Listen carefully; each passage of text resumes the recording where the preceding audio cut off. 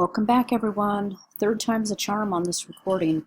I've tried it a couple of times and it's just been ridiculously bad, so I'm going to try it this one last time, and whatever the outcome is on this one is what you're going to get. So we are talking about the environmental context of health this week. We use environmental health to understand the conditions that contribute to disease so that we may find a way to prevent such diseases. Environmental health examines all aspects of our physical environment, whether it's where we live, where we work, where we play, materials that we use for our buildings, where our food comes from, soil conditions, water source, water quality, air quality, even commute times and routes. Environmental health can also identify certain risk factors for chronic diseases such as asthma or diabetes, and even cancer. We do know for a fact that environment can have a huge impact on our overall health, both physical and mental.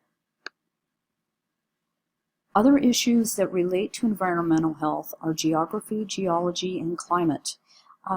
These are subjects that I always gave very little thought to instead of actually, or during the course of actually studying global health. So thinking about it in a global aspect,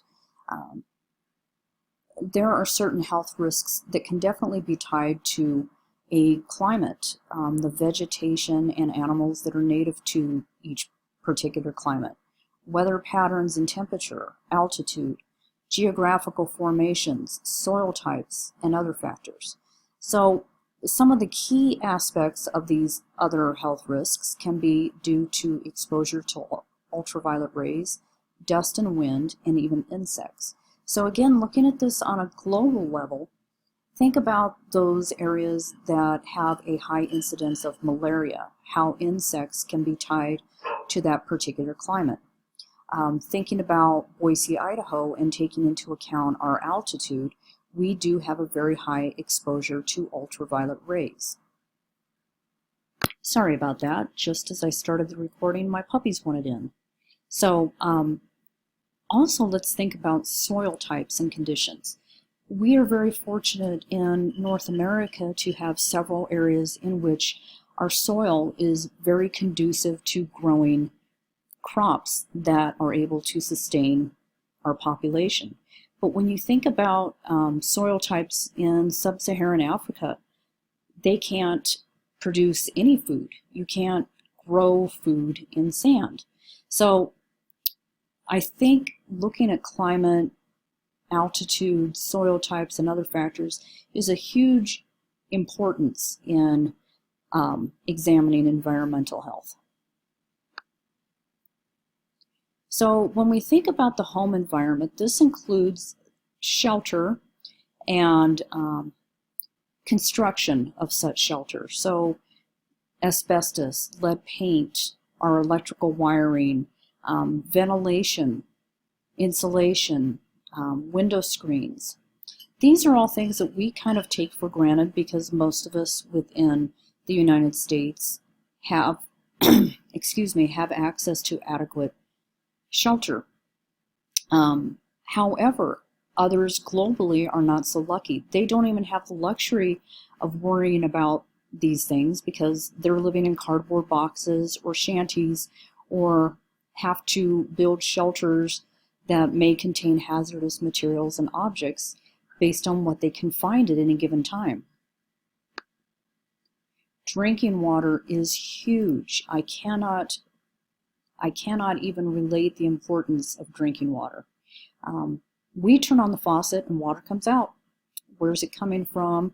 Do we know what's been added to it? Do we know how it's been treated?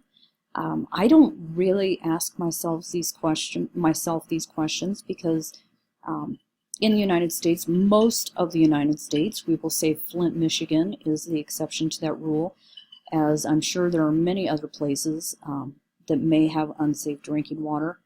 But in the Treasure Valley, we do have an aquifer that runs right underneath Boise. That is where we draw most of our water from. And then we have our rivers and streams as well. So the 5 aspects of water access are quality, quantity, proximity, reliability, and cost.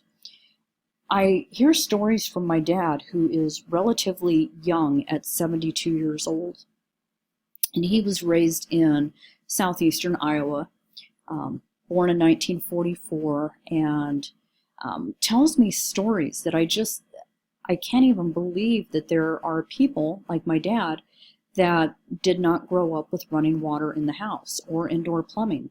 So he tells me stories of having to walk about half a mile to go to the well to pump buckets of water every day.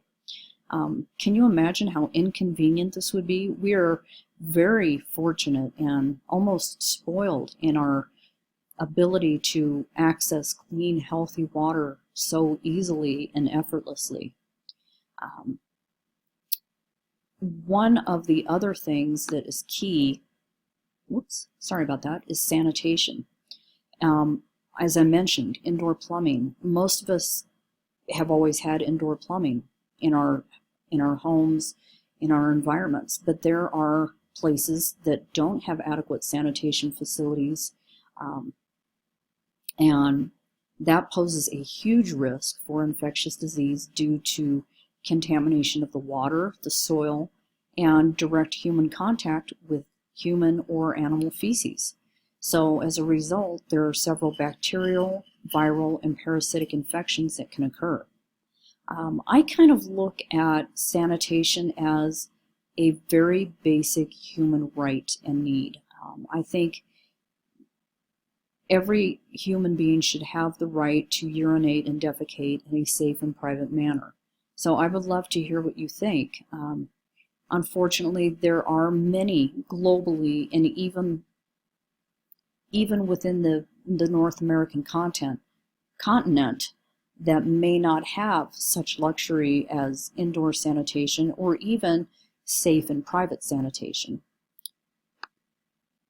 Another aspect we need to look at is fuel and indoor air quality. As I'm recording this, I'm looking at my pellet stove in the corner, which is properly ventilated and provides me with heat whenever I turn it on, whenever I need it. So we need energy to both cook our food, boil our water, and provide heat when it is cold, and sometimes provide a source of light at night. There are more than 20% of the world's population that does not have electricity, and they use solid fuels such as wood or coal to heat, and then kerosene or candles for light. All fuels, whether it's pellets or wood or coal, they actually release air pollutants. So these solid fuels may be used in homes that have improper ventilation, and when that is the case, these toxic air pollutants are released right into the air that these people are breathing. So of course there's unhealthy or increased health risks due to the inhalation of these unhealthy chemicals and toxins. A lack of electricity can also result in food spoilage, which can in turn create illness. It results in a lot of wasted food, and there are several other cultures in which their refrigeration is much, much different than ours, where they actually, the French, for instance, go to the market every day, buy their produce and their food for the day, and they have a very small ice box outside their house in which they store their food for the day.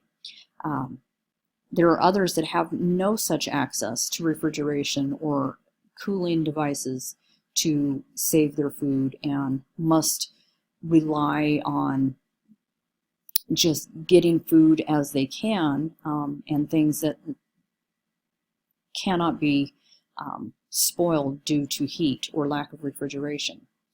And as I mentioned, many of us take for granted the ventilation systems that we have in our homes, our chimneys, our fans, in addition to refrigeration for safe food storage. I would love to hear if any of you have ever had to go without electricity for an extended period of time. I went without electricity for, memory does not serve me well. It was several months at least after Hurricane Iniki on Kauai in 1992. Not fun. We had to it took us several days to have access even to ice. So once we had access to ice, we could fill a cooler and then purchase foods to keep in the ice chest. But very inconvenient. You really kind of learn how used to electricity you are when you don't have it. And I know that makes me sound like a really spoiled brat. When I say that, I'm thinking, I sound so entitled with that. So I guess something to think about. Work environment is huge. Most of us have to work, and all workers may at some time face some sort of risk, whether it's biological, chemical, physical, mechanical, or psychological. So think about the kind of risks that you're exposed to in your job. One of the risks that I'm exposed to on a college campus is sitting for too long. I know, again, that sounds like a very spoiled, entitled sort of problem to have, but my job doesn't allow me to do a lot of moving around. I often have to sit for hours at a time working with students. Think about risk factors that you may face in your jobs. And then finally, we're going to cover toxins. Toxicology is the study of harmful effects that chemicals and other environmental hazards like radiation can have on living things. Everything. I honestly cannot think of any environmental factor that does not run some risk of toxicity. Whether it's the air we breathe, the food we eat, the water we drink, the grass we sit on, the trees that surround us, everything has some capacity to include toxicity. Not a hugely bad thing, just sometimes we use too many pesticides, too many insecticides. It's kind of a delicate balance with such things that, they may improve our vegetation and our food supply, but at the same time, are we really improving it by making it less healthy? So think about toxins, toxicity. I'd be willing to bet just about everyone can think of some environmental factor that has some kind of risk of toxins in it. So thank you for your attention this week. I'm sorry about the squeaky voice. As I said earlier, I'm kind of fighting this cold, and this extended talking is really kind of negatively affecting it.